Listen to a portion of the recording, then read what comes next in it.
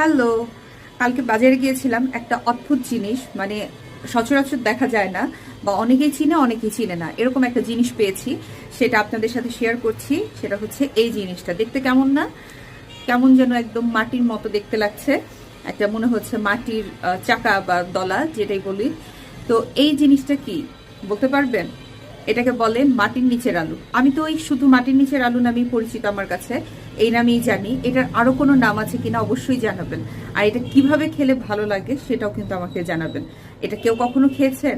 আমার এর আগে খাওয়া হয়েছিল, এটা মাংস দিয়ে খেয়েছিলাম। আজকেও মাংস দিয়ে রান্না করব, কিন্তু আরো অন্য কোনো প্রসেসে বা অন্য কোনো উপায়ে রান্না করা যায় কিনা, কি দিয়ে খেলে বেশি টেস্ট লাগে সেটা কিন্তু আমাকে জানাবেন। দেখতে একটু অদ্ভুত হলেও খেতে কিন্তু বেশ মজার।